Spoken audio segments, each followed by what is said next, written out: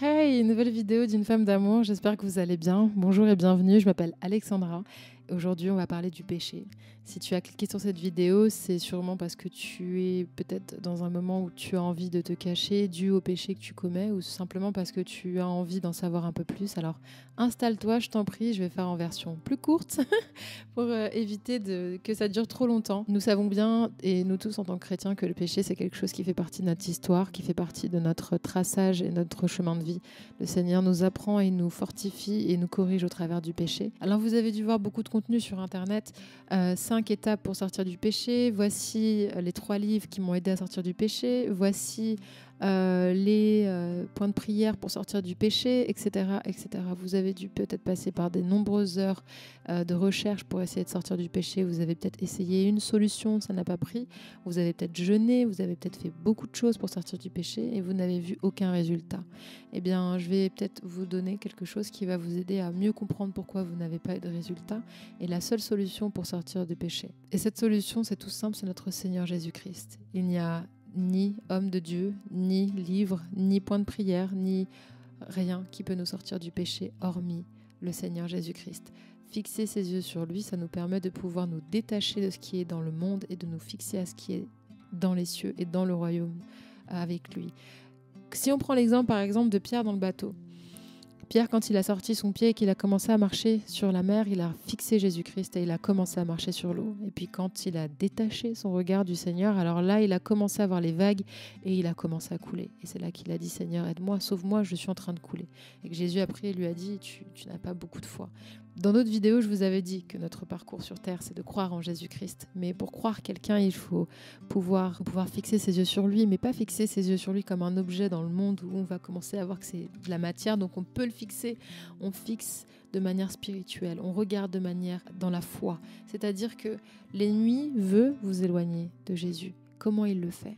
En vous faisant regarder les vagues, en vous faisant regarder ce qui brille, ce qui bouge, ce qui vous amène à pécher, ce qui vous amène de la peur, de la crainte, de la colère, tous ces genres de choses.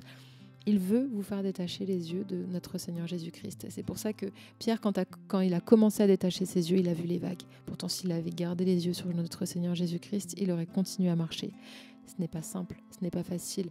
Mais lorsque vous êtes dans le péché, lorsque vous avez péché, vous avez honte et vous voulez vous cacher pour vous mettre dans une espèce de pièce toute noire, en vous disant que vous n'avez aucune valeur, c'est exactement le plan de l'ennemi parce que vous avez détaché vos yeux de notre Seigneur Jésus-Christ. C'est ce que Adam et Ève ont fait dans le jardin. La première chose qu'ils ont fait, c'est d'aller se cacher, détacher les yeux tout de suite de Dieu, détacher tout ce qui est connecté à cette source de vitalité parce que c'est là qu'est votre richesse, c'est là que se trouve votre vie. Dans la Bible, vous allez voir par exemple quand Jean dit pour présenter Jésus, voici l'agneau de Dieu, celui qui est là pour sauver le monde de ses péchés. Et dans la version anglaise, voici c'est behold, ça veut dire regarder et ne pas lâcher du regard. Et c'est pour ça que en tant que chrétien, notre vie sur terre, c'est notre chemin pour croire en Jésus-Christ, mais nous devons pas détacher nos yeux de notre Seigneur Jésus-Christ parce que c'est ça qui nous amène à être réellement dans la vérité et non dans le mensonge.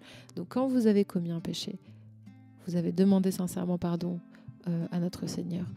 Ensuite, fixez et continuez à fixer le Seigneur Jésus du regard. C'est-à-dire que votre cœur, votre corps, votre tout, ce qui est centré à l'intérieur de vous, doit être tourné vers Jésus-Christ.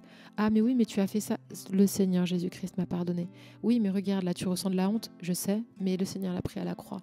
Oui, mais là regarde, tu as commis telle chose, le Seigneur m'a pardonné. Et je continue à regarder à lui. Lorsque vous commencez à voir les vagues monter, parce que c'est exactement le plan de l'ennemi, il veut que vous voyez les vagues, il veut que vous voyez, si ce n'est pas les vagues qui va vous amener, alors ça peut être de la brillance, ça peut être des paillettes, ça peut être beaucoup de gens, ça peut être des mauvaises relations. Il veut que vous détachiez votre regard du Seigneur, ça peut être les réseaux sociaux aussi, énormément de choses qui vont venir vous détacher. C'est pour ça que votre temps, et je vous encourage réellement à prendre un temps de louange, un temps d'adoration où vous coupez tout et vous fixez vos yeux spirituels sur le Seigneur Jésus-Christ. Vous prenez un temps où vous vous détachez de tout, même la conscience même que vous êtes dans le monde. Vous vous détachez de tout ce qui est physique, tout. Dans une pièce, si vous ne pouvez pas le faire, je vous encourage à aller marcher. Je vous encourage à prendre un temps dans un lieu calme et de pouvoir vraiment vous mettre et juste savourer le moment entre vous et le Seigneur, votre relation privée que vous avez avec lui. Parce que ce n'est pas parce que vous avez péché que vous avez perdu de la valeur. Et ce n'est pas parce que vous avez péché que vous devez vous mettre dans un lieu caché et exclu de tous les autres. Nous tous, chrétiens sur terre, auxquels nous nous disons, oui, nous croyons en Jésus-Christ, nous avons péché. Le partage en témoignage, alléluia. D'autres le taisent, d'autres le mettent sous le tapis. Parce qu'il y a cette honte, pourtant nous ne devons pas avoir honte, parce que nous sommes l'Église. Jésus a pris la honte à la croix. Ce que nous devons faire, c'est nous lever et parler. Nous lever et dire « Ok, j'ai fait ça, j'en ai pris conscience. Le Seigneur m'a révélé pleinement dans mon cœur que c'était mauvais. Aujourd'hui, j'en suis détachée. Aujourd'hui, j'en suis délivrée. Mais mes yeux sont fixés sur Jésus-Christ et je n'irai pas dans le sens du monde. Le monde veut que vous cachiez les choses.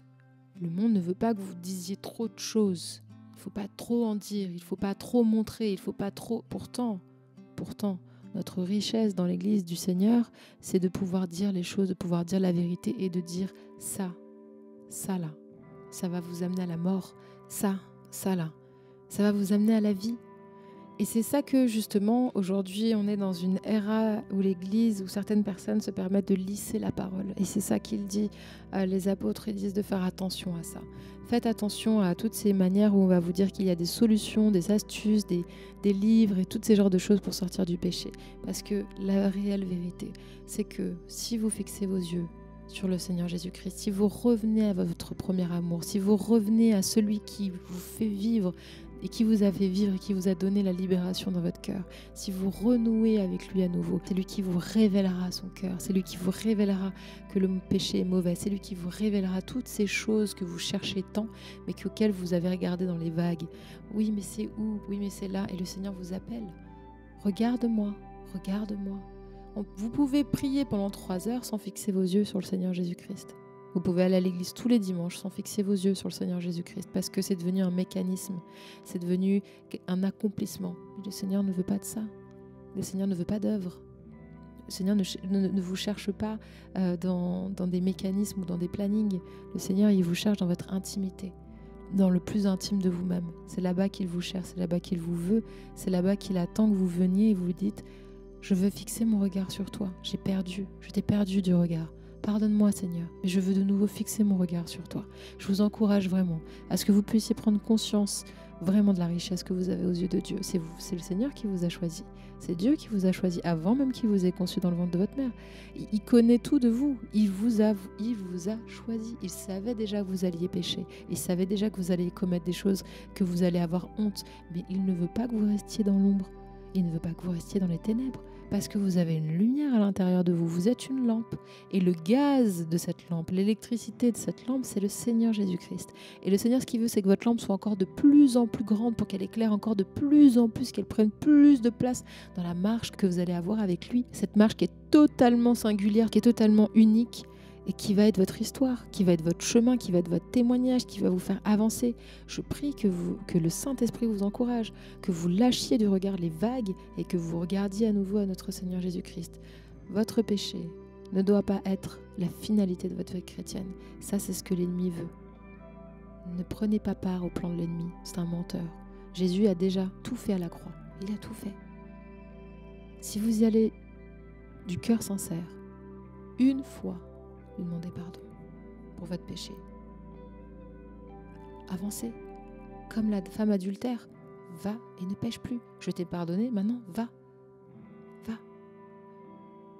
Si vous sentez de nouveau que le lendemain matin, vous demandez encore de nouveau pardon au péché que vous avez commis la veille, parce que vous avez déjà demandé pardon, mais vous avez un sentiment de papa. Non.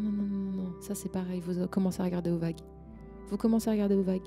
C'est pour ça vraiment je vous encourage quand vous voyez que votre comportement commence à faire comme Pierre quand il regarde les vagues, reprenez vite votre regard au niveau du Seigneur Jésus-Christ. J'ai un problème dans mon travail, oui mais alors là je crois que je vais me faire sûrement virer parce qu'en fait je viens de me regarder,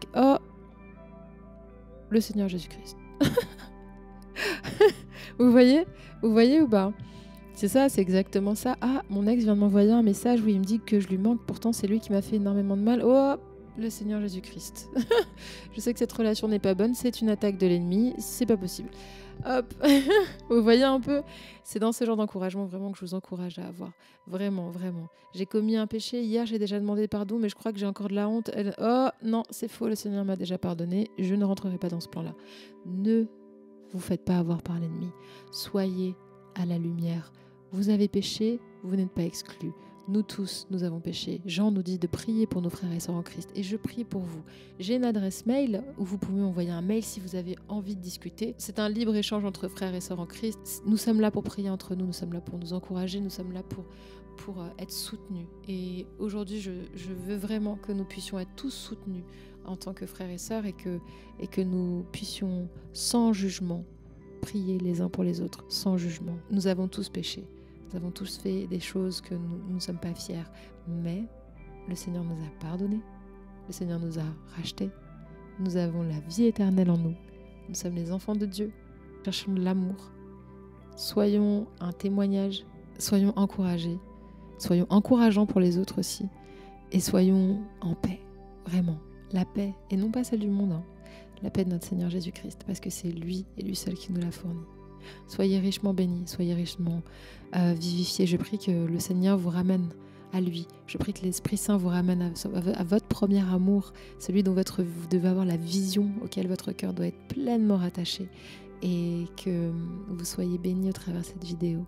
Soyez richement encouragés. Et je prie pour vous, pour que le Seigneur vraiment vous révèle à quel point vous avez une richesse incroyable à ses yeux et à quel point il veut vous enlever, il veut vous éloigner de toutes ces choses qui sont mauvaises pour vous. À bientôt, prenez soin de vous. Ciao, ciao.